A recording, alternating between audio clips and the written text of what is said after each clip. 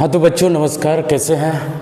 आशा है कि आप लोग मस्त है, स्वस्थ है और 2026 के लिए अच्छी तरह से तैयारी कर रहे होंगे। ठीक है, तो बिना समय को पास करते हुए हम लोग जो है लेक्चर नंबर 3 को समझेंगे।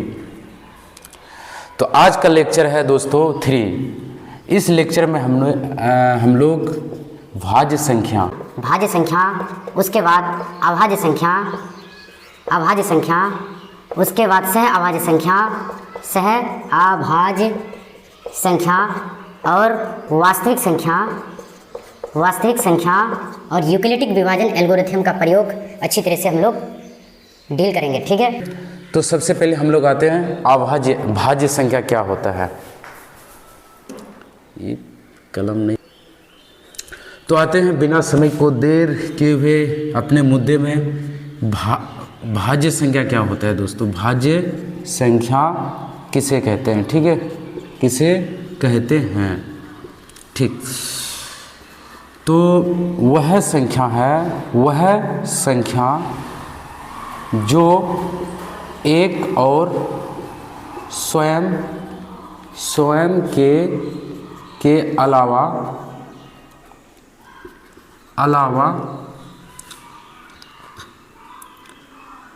किसी दूसरे संख्या से पूरी भाग लग जाए उसे भाज्य संख्या कहते हैं। तो भाज्य संख्या क्या होता है। वह संख्या जो एक और स्वयं के अलावा किसी दूसरी संख्या से पूरी भाग लग जाए उसे भाज्य संख्या कहते हैं। जैसे उदाहरण में कौन होगा। उदाहरण में जैसे हम लोग 2 लेते हैं, 3 लेते हैं। क्या 2 और 3 भाज्य संख्या है। यहाँ देखो, एक और स्वयं को छोड़ करके अलावा, एक और स्वयं के अलावा जो अन्य संख्या से पूरी भाग लग जाए, तो ये तो दूसरी संख्या कोई भी, मतलब इसको हम 4 से अगर भाग देंगे तो क्या भाग लगेगा, नहीं लगेगा ना, तो ये नहीं होगा। उसी तरह 3 को अगर हम 2 से भाग लगाएंगे तो लगेगा, नहीं लगेगा, तो ये नहीं होगा। क्या होगा, 4 होगा, 6 होगा। क्या 4 जो है एक के अलावा और स्वयं के अलावा, जैसे 4 है, 4 को हम एक को छोड़ करके और स्वयं यानी 4 को ही छोड़ करके किसी दूसरी संख्या से भाग लगेगा तो लगेगा। किससे लगेगा, 2 से लगेगा। तो दूसरी कौन सा संख्या दूसरा है, 2 है। ठीक है, उसी तरह 6 जो है, ये जो है एक और स्वयं के अलावा और भी दूसरी संख्या से ये भाग लग जाता है। ठीक है, उसी तरह हम लोग आ जाते हैं 8। क्या 8 भी वही है जो एक और स्वयं को छोड़ करके अन्य संख्या से ये भाग लगने वाला है। ठीक है, 10 है, उसके बाद 11 नहीं होगा दोस्तों। 11 जो है सिर्फ एक से भाग लगेगा और स्वयं से भाग लगेगा। ठीक है, और किसी दूसरी संख्या से भाग नहीं लगेगा। और भाज्य संख्या क्या होता है, जो एक और स्वयं को छोड़ के, ठीक है, और दूसरी संख्या के अलावा जो पूरी भाग लग जाए। ठीक है, तो ये 11 नहीं होगा, 12 होगा, उसके बाद 13 नहीं होगा दोस्तों, 14 होगा, 15 नहीं, 16 होगा। ठीक है, तो इस तरह का जो संख्या होगा, इस संख्या को हम लोग क्या बोलेंगे, भाज्य संख्या। अब आते हैं अगला, अभाज्य संख्या। अभाज्य संख्या क्या होता है। ठीक है, अभाज्य संख्या क्या होता है, जस्ट इसका उल्टा, यानी भाज्य का उल्टा अभाज्य। वह संख्या जो एक और स्वयं के अलावा किसी दूसरी संख्या से पूरी भाग ना लगे उसे अभाज्य संख्या कहते हैं। तो मित्रों, अभाज्य संख्या क्या होता है? जो एक और स्वयं के अलावा कोई दूसरा संख्या से किसी दूसरी संख्या से पूरी भाग ना लगे। तो इसके अंतर्गत में कौन आता है? क्या 3 आता है? 3, हाँ 3 आता है। उसी तरह 4 नहीं होगा, 5 होगा, हाँ 5 होगा। 5 जो है सिर्फ एक और स्वयं से ही भाग लगता है, बाकी कोई संख्या से भाग नहीं लगेगा। ठीक है। उसी तरह 7, 11, ठीक है। तो ये सब जो है क्या है, यहाँ पे 9 भी होगा दोस्तों। 9 क्या हो गया?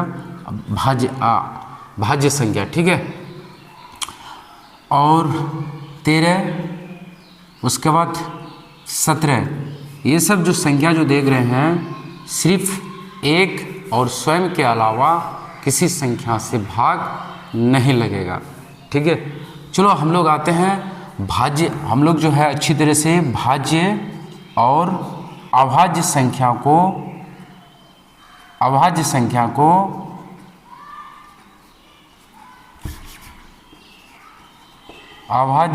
को समझ में आ गया होंगे।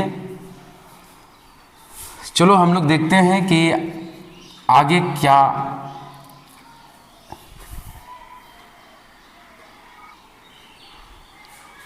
तो भाज्य संख्या और अभाज्य संख्या अच्छी तरह हम लोग समझ में आ ही गया होंगे।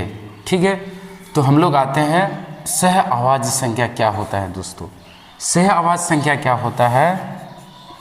सह अभाज्य संख्या क्या होता है, यानी किसे कहते हैं। ठीक है दोस्तों, इसको अच्छी तरह से उतार लेना। सह अभाज्य संख्या जब दो संख्या का मोसो जब दो संख्या का मोसो MCF एक हो तो उसे सह अभाज्य संख्या कहते हैं। सह अभाज्य संख्या क्या होता है? सह अभाज्य संख्या जो जब दो संख्या का मोसो, जब दो संख्या को मोसो करेंगे और उसका मोसो यदि एक होता है तो क्या होगा? सह अभाज्य संख्या होगा। ठीक है। ओके। जैसे उदाहरण में क्या होगा दोस्तों? 3 और 4, क्या ये सह अभाज्य संख्या है? जैसे 3 और 4 को हम क्या करेंगे? मोसो करेंगे तो क्या होगा? होता है ना इसका 1। उसी तरह हम लोग देखते हैं 5 और 6, उसी तरह 7 और 8, ये सब क्या है? सह अभाज्य संख्या। तो भाज्य संख्या, अभाज्य संख्या और सह अभाज्य संख्या को अच्छी तरह से हम लोग समझ में आ गया होंगे। ठीक है। अब हम लोग आ जाते हैं वास्तविक संख्या। ठीक है। क्या आते हैं? वास्तविक संख्या।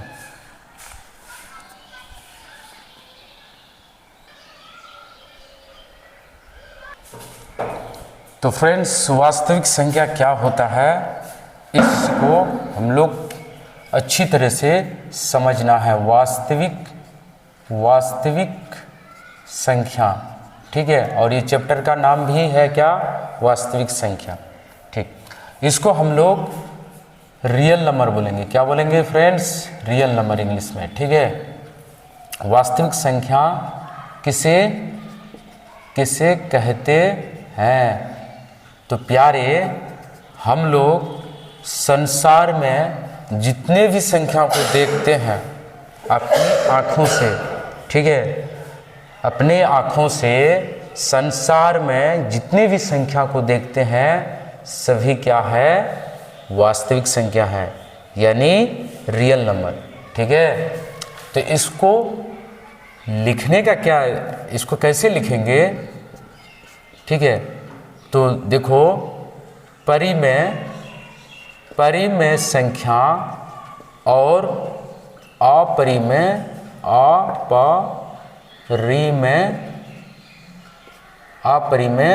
संख्या को ही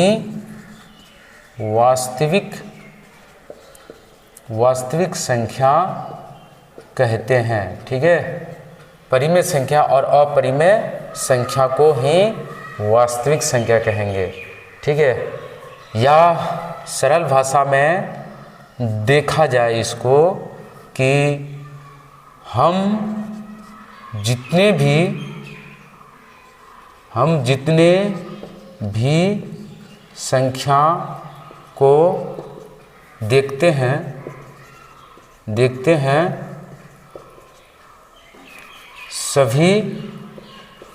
सभी संख्या वास्तविक होती है। ठीक है, सभी संख्या क्या होता है? वास्तविक। ठीक, अब यहाँ पे हम लोग आते हैं दोस्तों कि परिमेय और अपरिमेय क्या होता है। ठीक है, परिमेय संख्या क्या होता है फ्रेंड्स? ठीक है, परिमेय संख्या क्या होता है? इसको रेशनल नंबर बोलेंगे, रेशनल नंबर। ठीक है, परिमेय संख्या किसे कहते हैं? तो उत्तर क्या होगा? जो संख्या p/q के रूप में हो उसे हो, लेकिन मेरे प्यारे q जो है 0 के बराबर नहीं होना चाहिए। लेकिन q जो है 0 के बराबर नहीं होना चाहिए, उसे ही परिमेय संख्या कहते हैं। कहने का मतलब परिमेय संख्या जो p/q के रूप में हो, लेकिन जो है q जो है नीचे वाला जो है 0 के बराबर में नहीं होना चाहिए। ये नीचे वाला जो है 0 के बराबर नहीं होना चाहिए। ठीक है, ये q जो है प्यारे भाई जो है 0 के बराबर नहीं होना चाहिए। ठीक है, अब कहोगे सर ये जो है 7/8 क्या परिमेय संख्या है? बोलो हाँ, यस, क्योंकि ये p/q में है। सर -7/8 परिमेय संख्या में है? यस। सर 1 क्या परिमेय संख्या है? यस होगा, 1 परिमेय संख्या है। आसान बनाने के लिए 1 कर सकते हैं, तो बटे में आ रहा है। तो 8 क्या परिमेय संख्या में है? हाँ है। तो आपको कि सर ये p/q के रूप में नहीं है तो क्या बटे में 1 कर सकते हैं। ठीक है, क्या 0 एक परिमेय संख्या है? मेरा सवाल है, क्या 0 एक परिमेय संख्या है प्यारे भाई? हाँ, 0 एक परिमेय संख्या है। इसको हम बटे में लिख सकते हैं, नीचे वाला 0 नहीं होना चाहिए। ठीक है, p का मान तो 0 आ रहा है, लेकिन q का मान यहाँ पे 1 आ रहा है। ठीक है, तो q जो है 0 के बराबर नहीं होना चाहिए। क्या 1/0 क्या ये परिमेय संख्या है? तो होगा नहीं। क्यों? क्योंकि p का मान यहाँ तो 1 है, लेकिन q का मान 0 आ रहा है। लेकिन क्वेश्चन में क्या है, ये आंसर में क्या है कि जो संख्या p/q के रूप में हो, लेकिन q डच इक्वल टू 0, यानी q जो है 0 के बराबर नहीं होना चाहिए। ठीक है, इसका प्रोसेस हम लोग आगे देखेंगे। ठीक है, इसका प्रोसेस यहाँ पे हम लिखते हैं। प्यारे भाई चलो, ठीक है, इसका प्रोसेस को समझना है।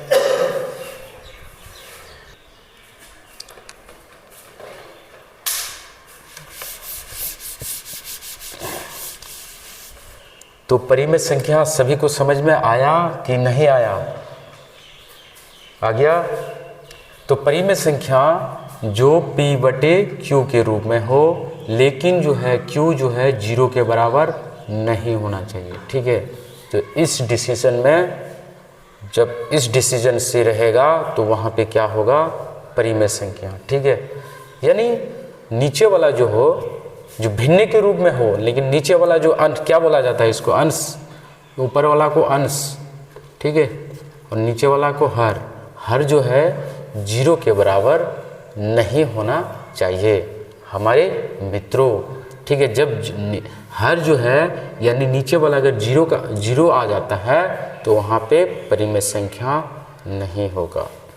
अब सवाल उठता है कि सर ये जो है अपरिमेय संख्या के बारे में बताइए। अपरिमेय संख्या, अपरिमेय संख्या क्या होता है? देखो उत्तर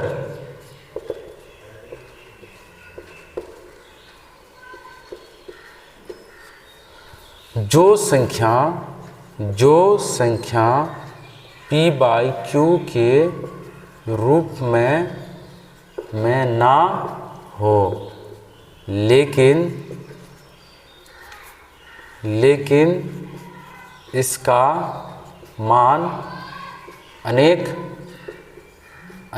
होती है। ठीक है, यानी अपरिमेय संख्या का मान अनेक होता है। अब यहाँ पे सवाल उठता है, सर ये क्या है? ये इसका नाम कोई बता पाएगा? ये क्या है?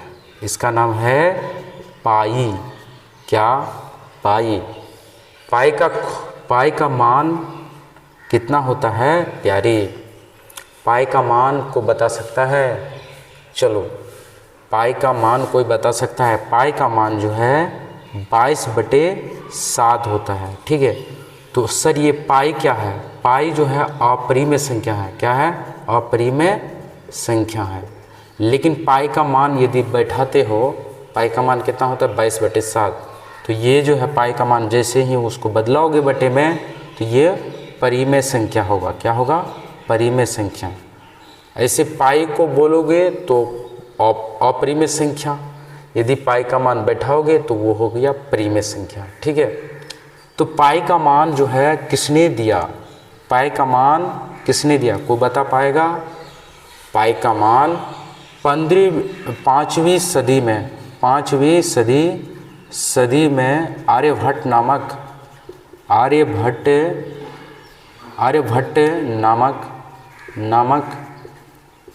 वैज्ञानिक, गणितीय वैज्ञानिक, यानी ये जो है आर्यभट्ट जो है भारत का ही रहने वाला है।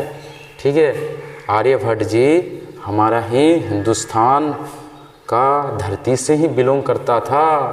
ठीक है, ये आर्यभट्ट जो है भौगोलिकीय विज्ञान है। भौगोलिक विज्ञान और गणितीय विज्ञान दोनों विज्ञान, खगोलीय विज्ञान भी है दोस्तों। ठीक है, खगोलिक उसी को बोला जाता है। तो आर्यभट्ट जी है 5वीं सदी में जो है आर्यभट्ट जो है पाई का मान दशमलव में दिया। ठीक है, दशमलव में लगभग मान दिया। क्या? लगभग, ये इसको लगभग बोलेंगे। 3.14। ठीक है, ये 3.14 लगभग मान दिया है पाई का मान। ठीक है, सबको याद रखना है, पाई का मान जो है लगभग मान जो है आर्यभट्ट कितना अंकों में दिया है? 3.14। ठीक है, इसको याद रखना है। अब हम लोग आ जाते हैं थोड़ा सा वास्तविक संख्या में। क्या आप लोग को सभी को समझ में आया? भाज्य संख्या, अभाज्य संख्या, सह अभाज्य संख्या, उसके बाद वास्तविक संख्या, उसके बाद परिमेय संख्या, उसके बाद अपरिमेय संख्या। क्या सभी को समझ में आ गया? आ गया। ठीक है, अब हम लोग आ जाते हैं थोड़ा सा ये वास्तविक संख्या और परिमेय संख्या और अपरिमेय संख्या का संबंध को समझेंगे। संबंध को समझना है दोस्तों।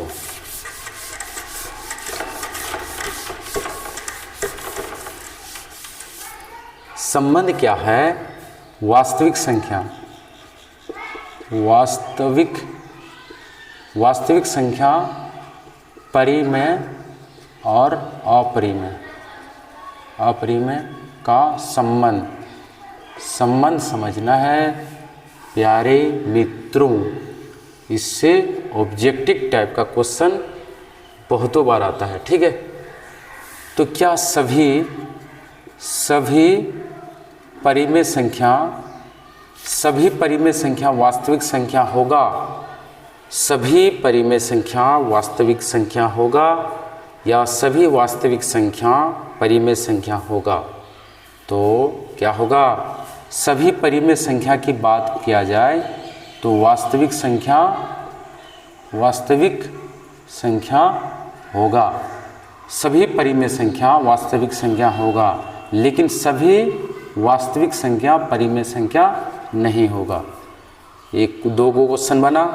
क्वेश्चन क्या है कि सभी परिमेय संख्या वास्तविक संख्या होगा और सभी वास्तविक संख्या परिमेय संख्या नहीं होगा। सभी अपरिमेय संख्या वास्तविक संख्या होगा, वास्तविक संख्या होगा, सभी अपरिमेय संख्या वास्तविक संख्या होगा। तो बोलना यस, इधर भी यस, इधर भी यस। लेकिन सभी वास्तविक संख्या अपरिमेय संख्या होगा तो नो, क्या होगा? नो, ठीक है। चलो हम लोग आ जाते हैं आगे की प्रोसेस। आगे क्या देखेंगे हम लोग? यूक्लिडिक विभाजन एल्गोरिथम, यूक्लिडिक विभाजन एल्गोरिथम परिमेयिका को समझेंगे, ठीक है। इसको मिटा देते हैं।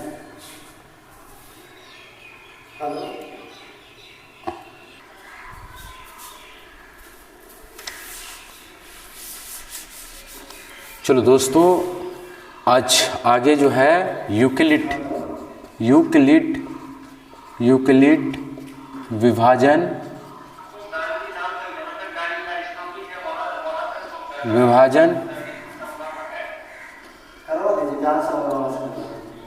एल्गोरिथम परिमेयिका, यूक्लिडिक विभाजन एल्गोरिथम परिमेयिका को हम लोग अच्छी तरह से समझेंगे दोस्तों, ठीक है मेरे प्यारे भाई। तो सबसे पहले हम लोग इसको पढ़ने से पहले थोड़ा सा इसको समझना है और इसको समझना है, ठीक है। यूक्लिडिक विभाजन एल्गोरिथम परिमेयिका। तो ये परिमेयिका क्या होता है? परिमेयिका, इसको लेमा इंग्लिश में बोलेंगे, लेमा, ठीक है। इसका डिफिनेशन देखा जाए प्यारे भाई, इसका डिफिनेशन देखा जाए कि यह सिद्ध क्या हुआ कथन होता है, यह सिद्ध क्या हुआ कथन होता है जो अन्य कथनों को सिद्ध करने में प्रयोग किया जाता है, ठीक है। तो परिमेयिका क्या होता है? परिमेयिका कि यह सिद्ध किया हुआ कथन होता है जो अन्य कथन को सिद्ध करने में प्रयोग किया जाता है। उसी तरह हम लोग इसका डिफिनेशन पढ़ना है, इसको समझना है कि एल्गोरिथम क्या है, ठीक है। ये एल्गोरिथम क्या है हमारे मित्रों? यह सुपरिभाषित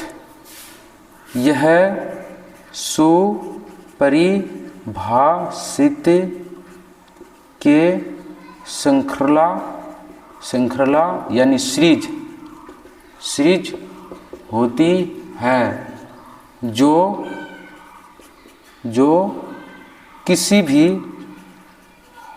किसी भी समस्या को चरणों के द्वारा